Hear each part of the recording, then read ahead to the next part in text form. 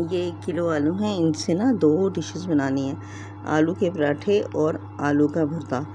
तो सब ये मैंने आलू छील लिए हैं और धो लिए हैं। इसके छोटे टुकड़े काट लेने हैं और इनको फिर उबाल लेना है। इस तरह चौकोर टुकड़े काटने से ज़रा जल्दी गल जाते हैं और पीसने में आसान होते हैं। अब इनको उबलने रख देना है। आलू उबाल लें, उबल जाए तो पानी निकाल दें और इनको थोड़ा सा पीस लें। मैशर की मदद से पीस लें या जैसे भी पीस सकता है आराम से, बस अभी इसको बिल्कुल बारीक पीस लेना है।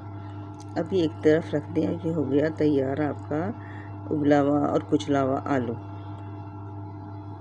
कोशिश करना है कि इसमें कोई गुठली ना बचे। तो भुर्ता बनाने के लिए मुझे सिर्फ थोड़ी सी चीज़ें चाहिए, एक प्याज और थोड़ा सा लहसुन। प्याज को स्लाइस करके और फ्राई करना है। लहसुन इसमें जो जाता है ना वो थोड़ा ज़्यादा जाता है, और दूसरी बात ये होती है कि इसको ज़्यादा भुना नहीं जाता, इसमें लहसुन की महक आती है।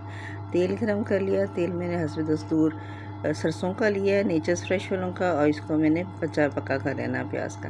प्याज के किनारे ब्राउन हो जाएंगे तो मैंने इसमें ये ज़ीरा डाला है, थोड़ा सा आधी चमची ज़ीरा डाला है, और साथ मैंने इसमें डाला है ये लहसुन डालना है, जो कि मैंने मोटा कूटा हुआ था और पानी नहीं है इसमें। तो ये डाला है और इसको ज़्यादा पकाना नहीं है क्योंकि इसकी महक आनी चाहिए। इसकी महक आती है भुर्ते में तो ये आलू के भुर्ते में बहुत अच्छी लगती है।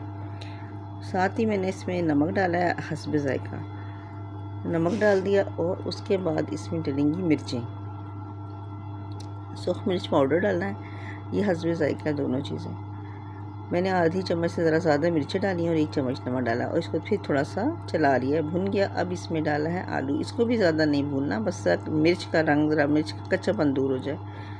और इसके बाद इसमें डाला है आलू, और आलू डाल के करनी है इसकी अच्छी तरह भुनाई। और इसमें एक चीज़ डाली है इसकी बादी को कम करने के लिए, अजवाइन। ये थोड़ी सी 2 चुटकी अजवाइन डाली है, इसकी बादी कम हो जाएगी।